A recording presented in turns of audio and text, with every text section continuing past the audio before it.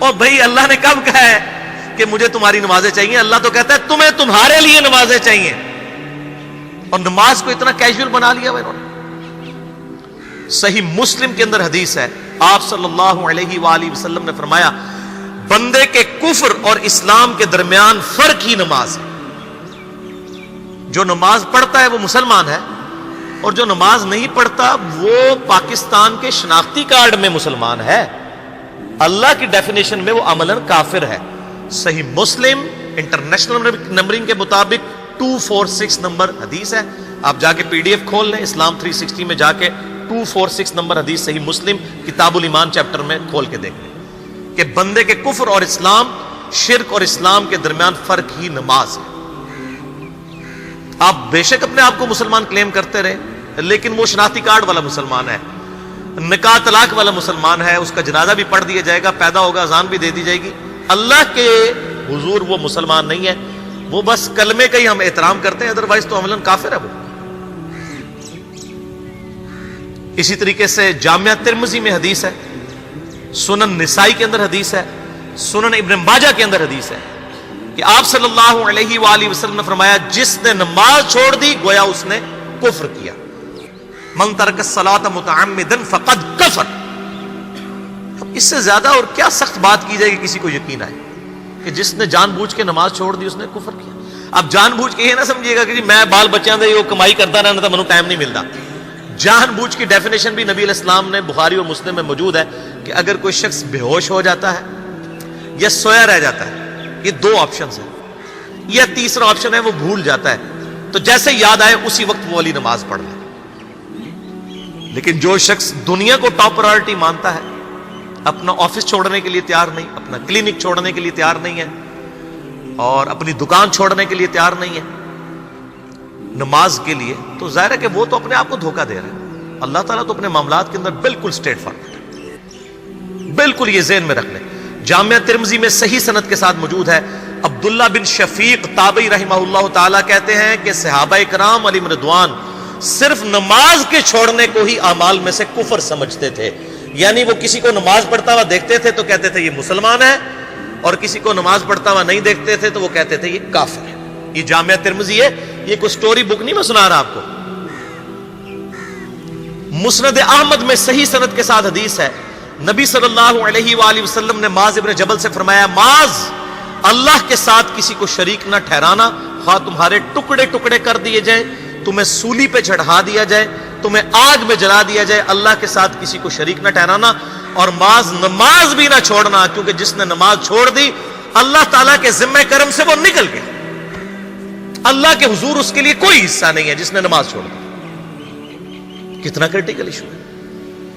اور اسی طریقے سے مسند احمد میں ہی ایک اور حدیث ہے کہ آپ صلی اللہ علیہ وآلہ وسلم نے فرمایا جس شخص نے اپنی زندگی میں نماز کی حفاظت کی، قیامت والے دن وہ نماز اس کے لیے نور ہوگی، نجات ہوگی، اور اس کے حق میں دلیل ہوگی، اور جس نے نمازوں کی حفاظت نہیں کی اس کے لیے قیامت والے دن کوئی نجات، کوئی نور اور کوئی دلیل نہیں ہوگی، الٹا اس کا حشر قارون، فرعون اور ابی ابن خلف کے ساتھ ہوگا، والعیاذ باللہ تعالی۔ یہاں تو ہم کہہ دیتے ہیں یا اللہ جو کچھ بھی ہے تیرے محبوب کی امت سے ہے، یعنی اے اللہ ہم نے تو اپنی اصلاح کوئی نہیں کرنی، ہمیں اسی طریقے سے ہی قبول کر لیں، والعیاذ باللہ تعالی۔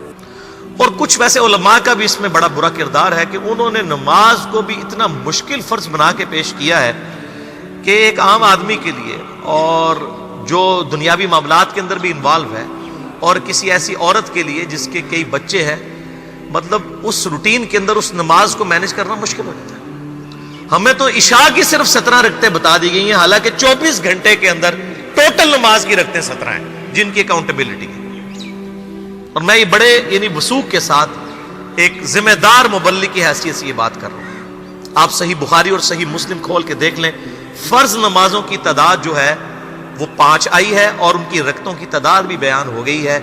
فجر کے 2 فرض، ظہر کے 4 فرض، عصر کے 4، مغرب کے 3 اور عشاء کے 4، اور سفر میں سارے 2 فرض ہیں، مغرب کے 3، یہ ٹوٹل 17 رکھتے ہیں جن کی اکاؤنٹیبلٹی۔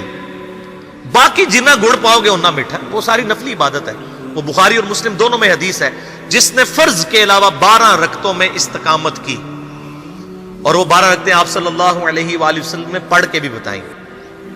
اور امہات المومنین میں سے سیدہ عائشہ نے، سیدہ ام سلمہ نے، سیدہ ام حبیبہ رضی اللہ عنہن نے روایت بھی کی کہ 2 فجر سے پہلے، 4 ظہر سے پہلے، 2 ظہر کے بعد، 2 مغرب کے بعد، 2 عشاء کے بعد. یہ 12 سنت موقدہ، جس نے یہ پڑھی اسے جنت میں محل ملے گا. اگر کوئی نہیں پڑھتا تو گنہگاری والا معاملہ کوئی نہیں ہے. اسی طریقے سے اس کے علاوہ ایک اور وطر کی نماز ہے جو سنت موقدہ ہے.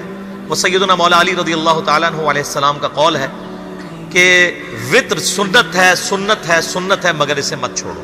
ہے سنت ہے لیکن تاکیدی ہے. آپ صلی اللہ علیہ وآلہ وسلم نے سفر میں بھی وطر اور فجر کی 2 سنتیں پڑھی ہیں، لیکن یہ صرف افضلیت کے اعتبار سے تاکیدی ہیں، ان کی کاؤنٹیبلٹی کوئی نہیں ہے.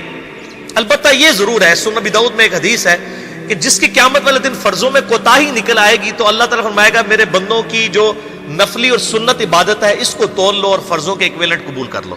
تو آپ اگر یعنی سنتیں پڑھیں گے تو اس کے ایکویلنٹ نفلوں کی کوتاہی پوری ہو جائے گی، ادروائز اکاؤنٹیبلٹی اس کی کوئی نہیں ہے. یہ ذہن میں رکھیے گا. صحیح بخاری اور مسلم دونوں میں حدیث موجود ہے. ایک صحابی آئے، انہوں نے کہا یا رسول اللہ صلی اللہ علیہ وآلہ وسلم میں جنت میں جانا چاہتا ہوں، مجھے کوئی شارٹ کٹ بتا دیں. آپ صلی اللہ علیہ وآلہ وسلم نے فرمایا اسلام لانے کے بعد نماز، فرض نماز کو قائم رکھ. پھر فرمایا فرض زکوٰۃ ادا کر، فرض روزے دے، روزے جو ہیں وہ ان کو ادا کر اور روزے رکھ. حج اس وقت فرض نہیں ہوا تھا، وہ زندگی میں ایک بار ہے. تو اس نے کہا یا رسول اللہ صلی اللہ علیہ وآلہ وسلم جتنا آپ نے مجھے بتایا نہ میں اس میں ایڈ کروں گا نہ اس میں سے کوئی چیز مائنس کروں گا. اور یہ کہہ کے وہ چلا گیا. آپ صلی اللہ علیہ وآلہ وسلم نے فرمایا اگر کسی نے کسی جنتی شخص کو دیکھنا ہے تو اس کو دیکھ لو جو یہ کہہ کے گیا کہ میں فرض نماز سے زیادہ کوئی نماز نہیں پڑھوں گا، صرف فرض روزہ ہی رکھوں گا، فرض زکوٰۃ ہی دوں گا. اب روزہ اور زکوٰۃ میں تو ہمارے علماء کو اور عام پبلک کو بھی جو دیندار لوگ ہیں ان کو ہضم ہوتی ہے کہ کوئی شخص یہ نہیں کہتا کہ بھئی پیر اور جمعرات کا روزہ. صحیح مسلم میں حدیث ہے کہ آپ صلی اللہ علیہ وآلہ وسلم کے نفلی روزوں کی یہ روٹین تھی. کوئی آپ کو یہ نہیں کہے گا کہ جس نے جمعرات اور پیر کا روزہ نہ رکھا اس کے رمضان کے روزے ہی قبول نہیں ہوں گے. کوئی کہتا ہے؟ کیونکہ ان کو پتہ وہ نفلی ہے. اسی طریقے سے زکوٰۃ تو صرف 2.5% ہے نا، باقی تو نفلی صدقات ہیں جتنے مرضی دیں. کوئی شخص نہیں کہتا کہ نفلی صدقہ نہ دیا تو آپ کی زکوٰۃ بھی قبول نہیں ہوگی. الٹا یہ کہتے ہیں وہ بس جی زکوٰۃ دے لو تو باقی سارا مال پاک ہے. لیکن جب فرض نماز کی باری آتی ہے تو اس وقت وہ 12 رکھتے ہیں بھی سنت موقدہ بیچ میں گھسیٹ دیتے ہیں.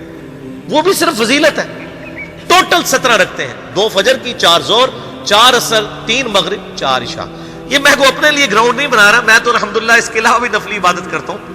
لیکن میں بتا رہا ہوں خدا کے لیے لوگوں کو دین ایسا مشکل نہ پیش کریں کہ جو نبی علیہ السلام نے امت کو وہ دین نہیں دیا ہوا.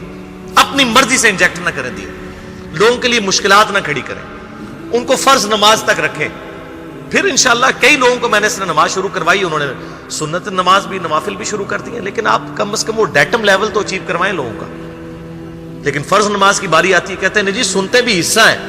کہاں سے میرے بھائیوں حصہ ہے؟ وہ 17 رکھتے ہیں، سنتیں پڑھیں گے ثواب ہے، نہیں پڑھتے گناہ کوئی نہیں. تو کم از کم فرض تو ادا کریں. اس کے لیے آپ کو ٹوٹل 24 گھنٹے میں میرے خیال ہے 40 منٹ بھی نہیں چاہیے فرض پڑھنے کے.